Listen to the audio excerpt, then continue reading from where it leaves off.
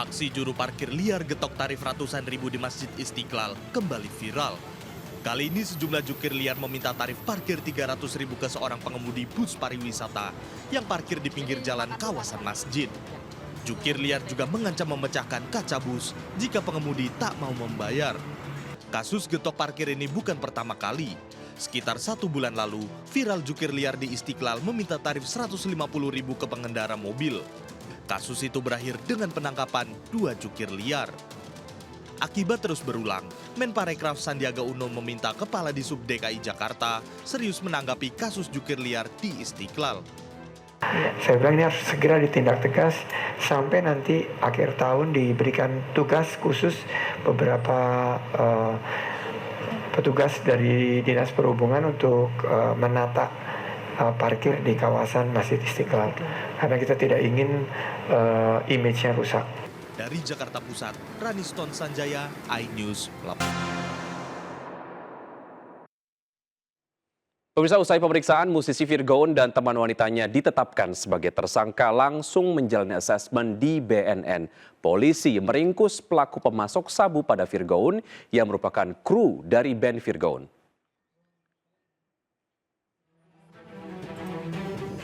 Polisi menangkap BGS pelaku pemasok sabu pada musisi Virgon dan teman wanitanya. Pelaku dibekuk di rumahnya di kawasan Bekasi, Jawa Barat, langsung menjalani pemeriksaan. Sementara Virgon dan teman wanitanya PA ditetapkan sebagai tersangka usai pemeriksaan selama 3 hari. Keduanya langsung dibawa ke BNNP Jakarta untuk menjalani asesmen.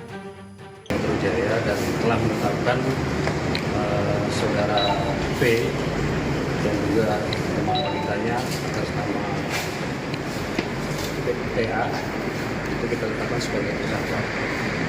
Dan saat ini penyidik juga sudah berkoordinasi dengan pihak Badan Narkotika Provinsi DKI Jakarta untuk melakukan asesmen terhadap para tersangka tersebut. Virgon dan teman wanitanya PA ditangkap di salah satu kamar kos di kawasan Ampera, Jakarta Selatan, Kamis dini hari lalu. Dari penangkapan ini petugas menemukan narkotika jenis sabu serta alat isapnya. Pelaku pemasok merupakan salah satu kru band dari Virgon. Dari Jakarta, Rizky Falupi, iNews melaporkan. Imbas ricuh konser koplo di Pasar Kemis, Kabupaten Tangerang, Banten, vendor penyedia perlengkapan rugi miliaran rupiah. Polisi masih mendalami kasus dan memeriksa 4 panitia penyelenggara. Konser Guyon Waton di Pasar Kemis gagal total, penonton ngamuk. Penonton membakar dan merusak sejumlah properti konser seperti pagar, sound system, hingga alat musik yang berada di atas panggung konser. Ironisnya, sejumlah penonton juga menjarah pagar besi pembatas dan kursi. Penonton membawa pagar besi menggunakan sepeda motor lantaran band koplo yang dijanjikan penyelenggara tidak tampil. Salah satu vendor di konser band koplo yang berujung ricuh masih terus menginventarisir properti miliknya yang rusak. Vendor yang berlokasi di Tiga Raksa Kabupaten Tangerang ini mengaku rugi ratusan juta rupiah. Sementara total kerugian seluruh vendor diperkirakan miliaran rupiah. Alat musik dan sound system miliknya rusak dibakar penonton. Perkiraan ya, hanya perkiraan aja ya. Kita kan belum hitung, belum dikalkulasikan berapa yang rusak ya. Mungkin hanya sekitaran di atas 500 juta lebih. Cuman untuk keseluruhan yang terbakar itu dari panggung, lighting, LED dan yang lainnya itu mungkin di atas 1,5 M ya.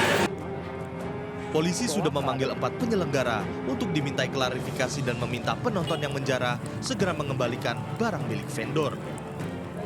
Untuk barang atau inventaris daripada pemilik ataupun pemberi jasa, kami pun sudah mengkonfirmasi kepada orang yang mengambil itu agar dikembalikan dan sudah dikembalikan kepada salah satu vendor. Ya. Penyidik Polresta Tangerang masih mendalami serta memeriksa saksi-saksi dan akan melakukan gelar perkara. Dari Kabupaten Tangerang, Banten, Aimarani, iNews melaporkan. Pemirsa, warga dan keluarga terpidana kasus pembunuhan Vina Eki menggelar aksi protes atas menghilangnya mantan Ketua RT Abdul Pasren yang dianggap bertanggung jawab atas ditahannya 7 pemuda setempat. Warga mendesak Abdul Pasren segera muncul, menjelaskan fakta sebenarnya dan melaporkannya ke Mabes Polri.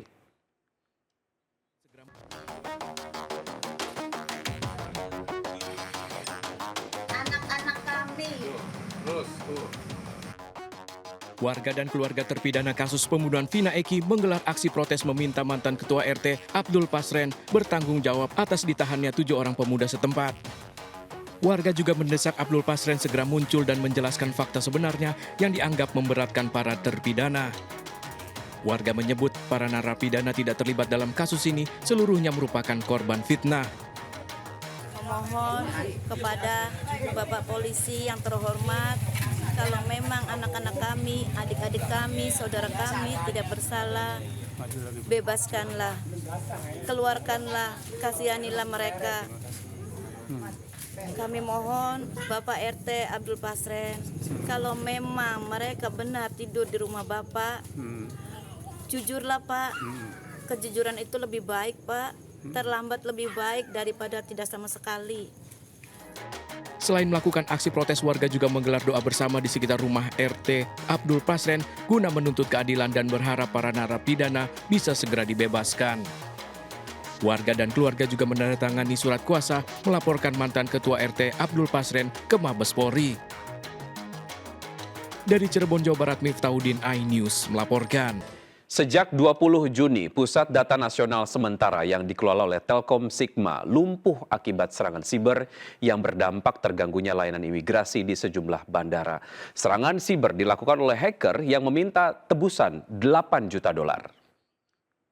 Siber dalam bentuk ransomware dengan nama Brainchipper Ransomware. Ransomware ini adalah pengembangan terbaru dari ransomware Lockbit 3.0. Jadi memang di dark web itu kita ada jalan ke sana itu ya, kita ikuti dan mereka minta tebusan ada 8 juta US dollar. Ya, takut tidak kebagian nomor pendaftaran, ratusan orang tua calon siswa menyerbu SMA Negeri 1 Jawilan, Serang, Banten sejak subuh. Sementara hari pertama PPDB online, SMK Negeri 1 Lubuk Sikaping, Kabupaten Pasaman diserbu ratusan siswa SLTP. Ngantri nih. Tuh, lihat ngantri.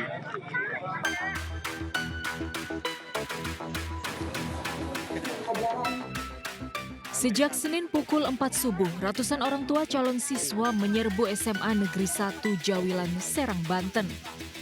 Mereka takut tak kebagian nomor antrean pendaftaran PPDB. Para orang tua datang lebih awal dengan harapan mendapat nomor lebih awal meski pendaftaran baru dibuka pukul 8 pagi.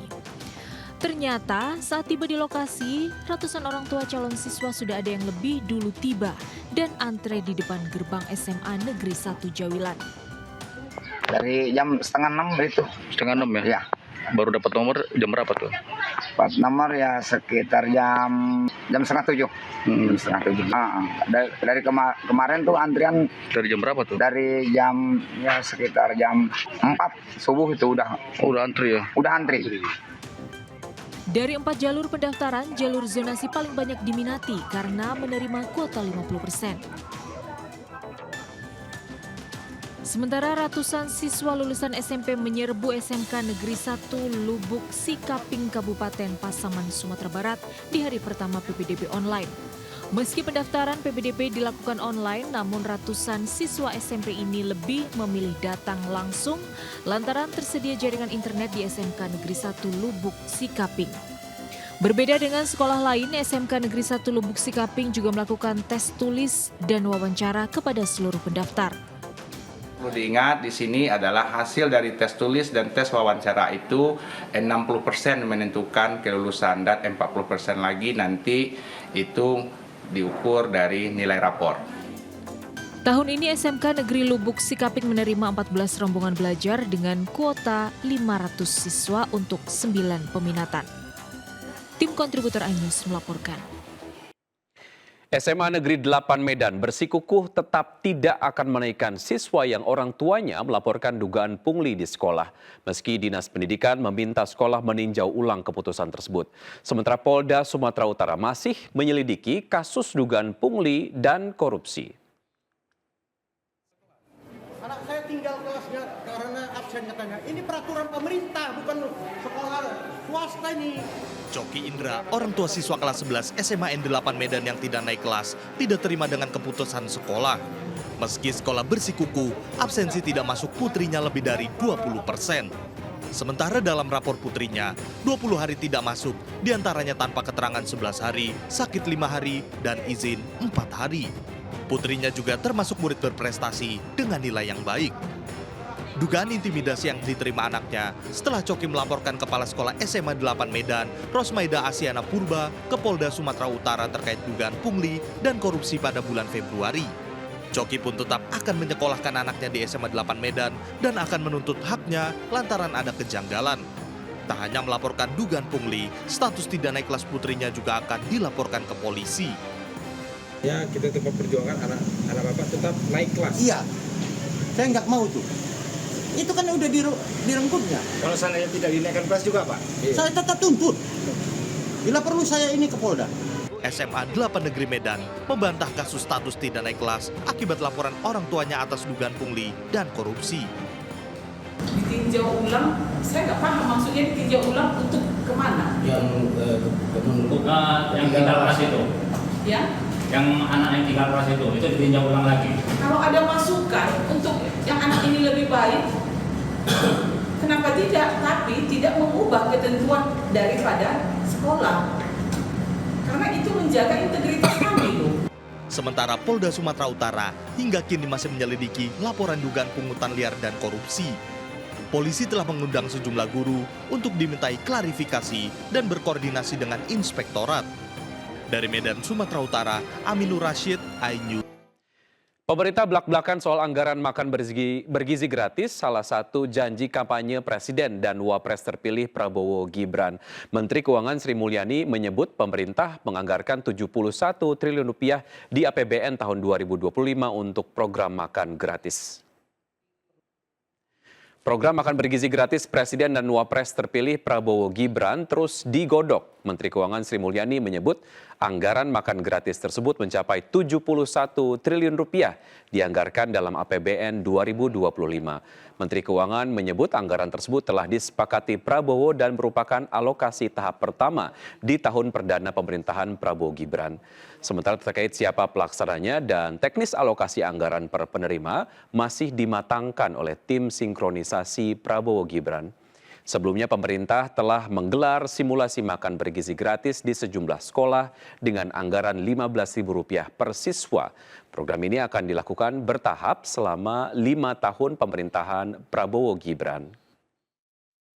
Dari sisi kinerja perusahaannya untuk tahun 2023 yang dilaporkan pada bulan April yang lalu. Dan kita melihat koreksinya sekitar 8,4% dari sisi penerimaan pajak. PNBP kita juga mengalami penurunan 3,3 lagi-lagi karena sumber daya alam yang merupakan penerimaan yang cukup besar dari PNBP. Kemudian untuk kepabeanan dan cukai mengalami kontraksi.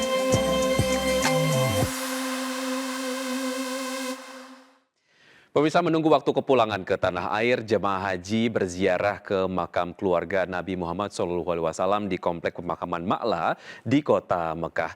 Di tempat pemakaman Ma'la juga terdapat makam ulama terkenal Maimun Zubair atau Mbah Mun.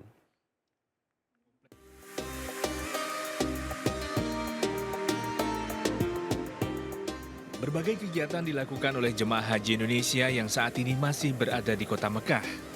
Sambil menunggu waktu kepulangan, mereka berziarah ke Komplek Pemakaman Ma'la. Pemakaman Ma'la memiliki sejarah yang sangat panjang. Sebelum masa Islam, makam Ma'la merupakan makam keluarga Bani Hashim.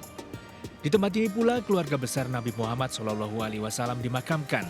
Di antaranya ibunda Nabi Muhammad Siti Aminah, istri Nabi Muhammad Siti Khadijah, serta putra-putra Nabi Muhammad.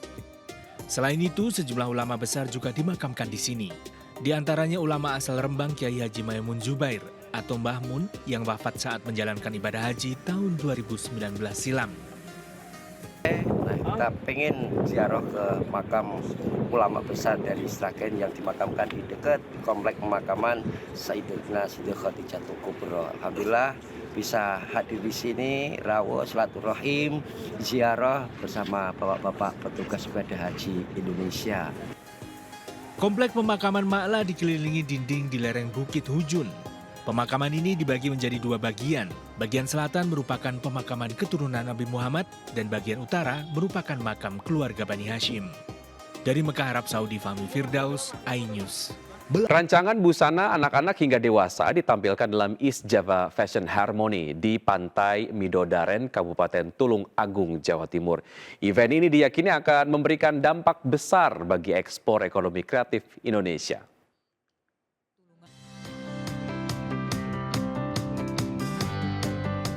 Mengusung tema Race of Reminiscence, East Java Fashion Harmony ke-4 tahun 2024 kembali digelar. Digelar di Pantai Midodaren, Tulungagung, event ini masuk dalam deretan 110 karisma event Nusantara. Beragam rancangan busana anak-anak hingga dewasa ditampilkan dalam ajang ini. Menparekraf Sandiaga Uno optimis event ini akan berdampak besar, mengingat fashion berkontribusi besar dalam pasar ekspor ekonomi kreatif Indonesia. Provinsi Jatim betul-betul menjadi primadona pariwisata Indonesia. Karena sampai saat ini menjadi favorit kunjungan wisatawan Nusantara dan juga wisatawan mancanegara. Tentunya ini bisa kita tingkatkan menjadi event internasional. Dalam kunjungannya ke Jawa Timur, Sandiaga Uno juga hadir dalam workshop peningkatan inovasi dan kewirausahaan kabupaten kota kreatif di Kota Kediri. Para pemilik UMKM dimotivasi untuk berani kreatif dan menciptakan inovasi baru agar usahanya berkembang. Terlebih dengan hadirnya Bandara Internasional Doho yang akan memiliki nilai tambah dalam pergerakan ekonomi, terutama di sektor UMKM. Tim Liputan iNews.